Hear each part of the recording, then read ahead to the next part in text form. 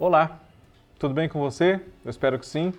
Eu sou o Fábio Costa e esse é mais um Vale a Pena aqui no canal do Observatório da TV. Este programa no qual todas as semanas nós relembramos trajetórias de artistas muito importantes que construíram e constroem a história da TV e estão vivos ainda para receber essa homenagem, né? E lembro sempre que para aqueles que já nos deixaram, temos também semanalmente o In Memoriam, que fala só de quem infelizmente já é falecido. O Vale a Pena desta semana homenageia a atriz Elizabeth Hartmann.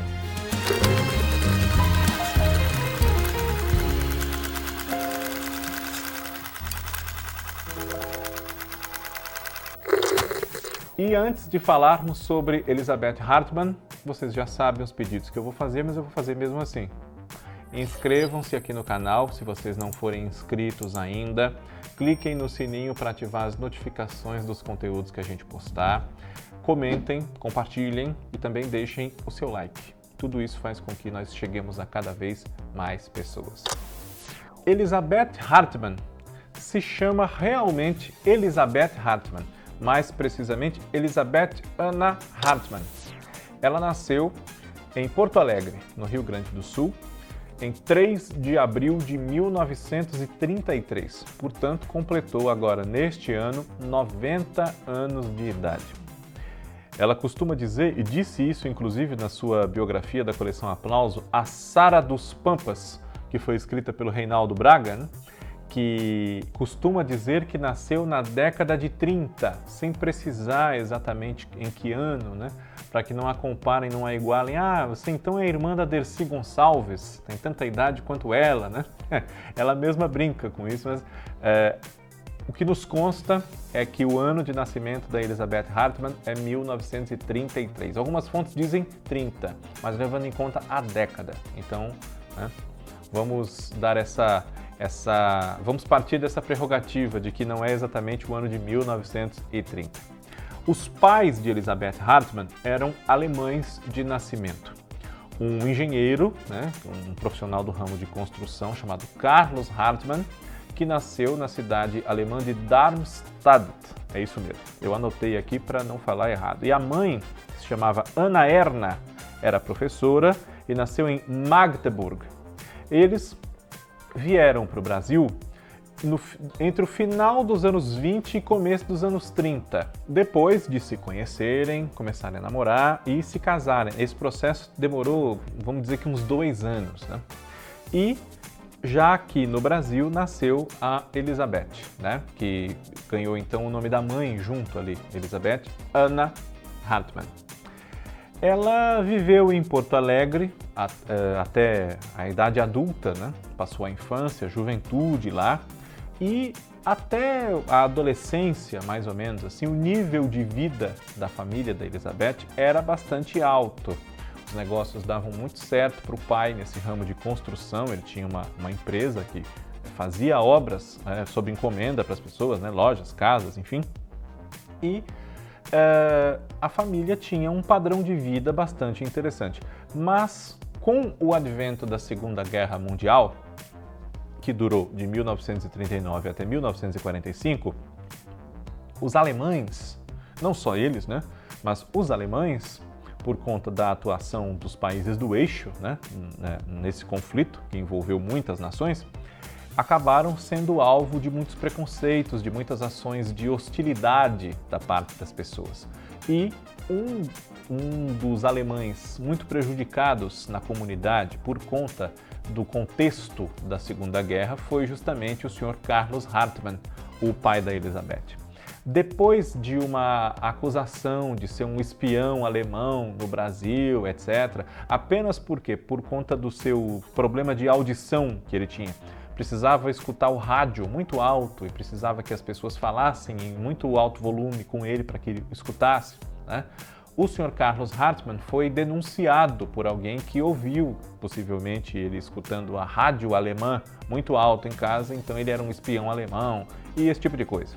Depois desse episódio, embora o pai da Elizabeth Hartmann tenha sido libertado pelo delegado, enfim, a denúncia ele viu que era infundada, porque O engenheiro Hartmann não tinha nada de mais nesse tipo de atuação, né? Mas depois daquilo houve um declínio da atividade financeira de construção e com isso dele, né? E com isso a família acabou diminuindo o seu padrão de vida. Um pouco depois disso, houve o falecimento do Sr. Carlos Hartmann, então a dona Ana com a Elizabeth levaram a vida adiante num padrão de vida menor, né? Por conta dessa mudança de padrão de vida, depois de ter vivido nos bairros aqui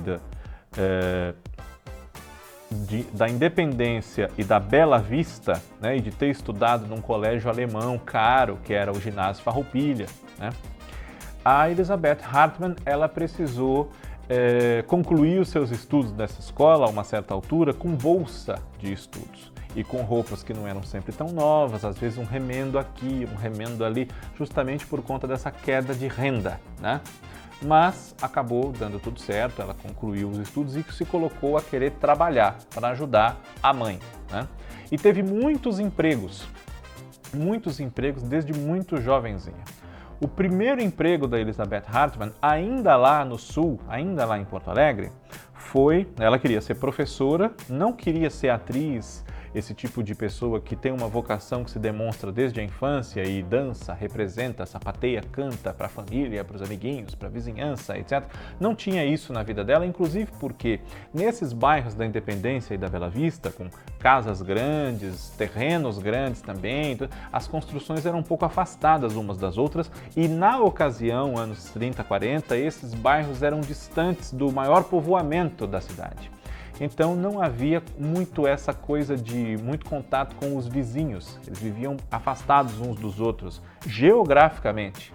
Então ela queria ser professora, gostava muito da ideia de ser professora, que a mãe também era, né? Embora não trabalhasse mais durante algum tempo. Mas a vida a levou para outros caminhos por conta da nova situação financeira que fez com que ela não pudesse dar prosseguimento aos estudos de maneira a tornar-se professora também. Então ela foi trabalhar na cervejaria Continental, fazendo contabilidade, foi recepcionista nas Aerovias Brasil, e com isso ela conheceu um aviador de quem ela foi noiva por algum tempo e não se casou com ele, que era filho do então prefeito da cidade de Lajeado, lá no sul também, né? Foi telefonista do Citibank, e depois de ser telefonista, ainda no Citibank, trabalhou no arquivo e na auditoria do banco, tudo em Porto Alegre isso. Um chefe dela se apaixonou por ela e a mandou embora porque ela, digamos assim, não cedeu ao seu assédio, né, às suas investidas. Foi manequim de um futuro estilista muito famoso, Rui Spohr, que é seu contemporâneo lá de Porto Alegre, e ela foi convidada por ele pela sua beleza, pelo seu charme, pelo seu porte, para desfilar uma coleção de chapéus, quando ele ainda era nem Rui Spohr, não usava esse nome ainda para sua atividade artística. E a partir disso, embora conciliasse com outros muitos empregos, especialmente no ambiente de escritório, né, corporativo, a Elizabeth Hartmann começou a ver na profissão de modelo e manequim uma saída para ganhar até um pouco mais, inclusive, do que os salários dos seus empregos mais fixos e burocráticos. Então, ela foi se dividindo entre as tarefas de escritório e a vida como modelo, tirando fotos para revistas ou fazendo desfiles de modas, enfim, alguns anúncios, né? E isso acabou levando-a depois a dividir-se entre os empregos, a vida de modelo e também os estudos. Ela foi fazer a Escola de Arte Dramática, que depois de já estabelecida em São Paulo, também teve a sua sede, né, a sua atividade em Porto Alegre. E entre os professores da Elizabeth Hartmann, no final dos anos 50, em Porto Alegre, na Escola de Arte Dramática, nós tivemos Ruggiero Jacobi e também Fausto Fuser. Depois de estudar na Escola de Arte Dramática em Porto Alegre, ela mudou-se para São Paulo e continuou investindo na carreira de modelo e manequim. Era muito requisitada, né? Inclusive tema de reportagens Por exemplo, na revista O Cruzeiro, dos Diários Associados, né? No princípio dos anos 50, uma beldade ali com destaque no mundo das modelos, Elizabeth Hartmann, foi já motivo de matéria na revista, e claro que aquilo foi projetando cada vez mais a moça, filha de alemães, que era muito bonita, etc, etc. Não tardou para que, dentro de algum tempo, ela começasse a receber convites para fazer teatro, até para aproveitar a sua formação, e também cinema, né? A televisão demorou um pouco mais. Durante algum tempo, Elizabeth Hartmann participou de um grupo, né, de teatro amador, com colegas dela desse tempo dos estudos, tanto do ginásio quanto da Escola de Arte Dramática. São dessa época alguns espetáculos como, por exemplo, 6 personagens à procura de um autor, né, do Pirandello, que ela fez no grupo com o Cláudio Riemann, que era um colega seu da sua vida em Porto Alegre, né? Outros integrantes desse mesmo grupo são Luiz Carlos Lisboa e Luiz Carlos Maciel, O Diabo Cospe Vermelho, O Caso do Vestido e Antoinette, né? E por essa mesma época ela foi uma das primeiras artistas contratadas pela TV Piratini, que iniciou as suas atividades lá em Porto Alegre, apresentando um programa chamado Desfile e Música. É isso mesmo, não falei errado. Quem foi convidada foi uma jornalista que era amiga dela, chamada Célia Ribeiro. Mas ela não pôde, ou não quis, enfim, não lhe convinha aceitar esse convite para apresentar o programa. Então ela indicou a Elizabeth Hartmann e ela foi fazer o Desfile e Música. Quando ela deixa Porto Alegre e vem para São Paulo, isso ocorre já na década de 60, né? Ela vai morar numa pensão de uma senhora gaúcha, também de Porto Alegre, no Jardim Europa. E o teatro já tem um lugar na sua vida, a atividade de atriz. Ela, então, persiste nela e integra outras iniciativas, consegue trabalhos com outros colegas da sua mesma geração, mas também arruma um emprego como modelo das indústrias Matarazzo.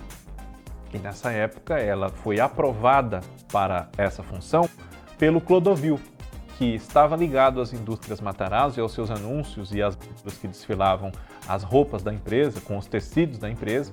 Então Clodovil foi quem testou a Elizabeth Hartmann para essa função. E na mesma época ela também desfilou para o Denner, outro costureiro muito famoso, na época inclusive mais famoso que o próprio Clodovil, né?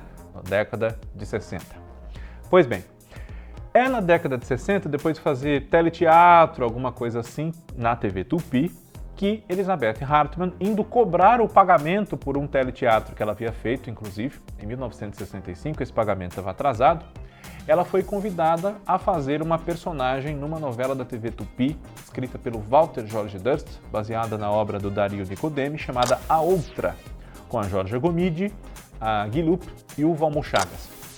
A personagem dela se chamava Cat, e ela tinha, vamos dizer que um bordão. Ah, como é seu nome? Meu nome é Cat. Cat com K. Isso virou uma moda na época, pegou, né, entre o público que assistia a novela, e o diretor dessa novela era o Geraldo Vietri, que naquela ocasião já era um profissional de muito destaque na TV Tupi, desde os tempos do teatro ao vivo, né, do teleteatro ao vivo, tanto escrevendo quanto dirigindo, né? TV de Comédia, por exemplo, foi um dos programas que contaram com o talento do Geraldo Vietri no tempo da TV ao vivo, e ele gostou da Elizabeth Hartmann. Convidou-a, algum tempo depois, para que ela participasse de uma das suas novelas, que foi Nino, o Italianinho, exibida entre 1969 e 70. Nessa novela, Nino, o Italianinho, que o Vietri escrevia com Walter Negrão, né? e o Vietri dirigia, como dirigiu várias das suas novelas também, né? Ela vivia o papel de Cláudia, irmã do moço rico da história, o Renato, que era o Wilson Fragoso, e os dois eram filhos de Dona Virgínia, uma mulher insuportável, a dona da vila onde moravam os personagens pobres, né? Queria que eles todos fossem embora de lá, enfim, que era o papel da Dina Lisboa. Depois disso, Elizabeth Hartmann voltou a trabalhar com Geraldo Vietri muitas vezes no decorrer dos anos 70. Ela esteve em A Fábrica, a novela seguinte do autor. Nessa novela, ela interpretava a Ziza, que era uma amiga da Dona Isabel, a protagonista, personagem da Aracy Balabanian. E também nos anos 70, por exemplo, né, ela esteve numa novela do Marcos Reis chamada signo da esperança, né? E com o mesmo Vietri, ela voltaria a trabalhar em Meu Rico Português, com a Dona Gertrude, em 1975. Ela e o Cláudio Correia Castro, que era o seu Rudolf Wolfgang, né? Eles eram alemães, cultivavam as tradições alemãs na sua casa, então a própria Elizabeth usava, claro, a sua vivência para fazer essa personagem, né? E uma curiosidade interessante é que esse casal alemão tinha um filho adotivo negro, que era o Fritz, né? O papel do Odair Toledo. E especialmente a Dona Gertrude defendia muito o garoto de atitudes racistas, né? Uma das cenas preservadas dessa novela, que inclusive consta no excelente documentário do Joel Zito Araújo, né? A Negação do Brasil, mostra o garotinho sendo alvo de um racismo da parte da Dona Letícia, que é a Marisa Sanches, né? E o Peixoto, que é o Chico Martins. Eles chamam o menino de macaco, né? É uma coisa muito desagradável. E a Dona Gertrude, papel da Elizabeth Hartmann, vira a mão na cara dos dois, né? Com vontade, de mão cheia, assim. E a gente que está em casa adora, fala, é isso mesmo, eu no lugar fazia pior. É isso mesmo, pois é. Esse negro tem que ficar passando por esta sala a todo momento? Ele tem nome! E com Geraldo Vietri, Elizabeth Hartmann também fez João Brasileiro, o Bom Baiano. Aí ela foi a Dona Frida, né? Que era Dona Hilda, aliás, que era uma secretária trilíngue, muito católica, que perdia o emprego e tinha que se recolocar, enfim, uma das moradoras da pensão da Dona Pina, que era o papel da Nair Belo, e nessa pensão morava também o João Brasileiro, que era o Jonas Mello. Também na TV Tupi, Elizabeth Hartmann teve um momento muito significativo no papel da TT, da novela A Barba Azul, da Ivani Ribeiro, em 1974. A TT, você talvez conheça na interpretação da Marilu Bueno, na TV Globo, em 1985, em A Gata Comeu, que é uma segunda versão da história, né? TT era casada com o Gugu, que era o Luiz Carlos de Moraes. Eles já tinham uma filha de uns 20 anos de idade, a Babi, que era a Nádia Lippe, e ela tinha uma gravidez temporã, né? E essa criança que ia nascer fazia com que ela tivesse desejos fora do comum, e o marido tinha que ir atrás dela comer coisas fora de hora, como é que ele ia encontrar aquilo, enfim, né? A TT é uma personagem muito divertida e é um ponto diferente aí dessa trajetória da Elizabeth Hartmann na época. Além disso, depois de ter feito com o Walter Hugo Cury, na década de 60, um filme dele, que foi o filme, tá aqui, ó, o filme, eu ia falar o Bezerro de Ouro. Bezerro de Ouro é no teatro. Ela fez com ele um filme chamado A Ilha.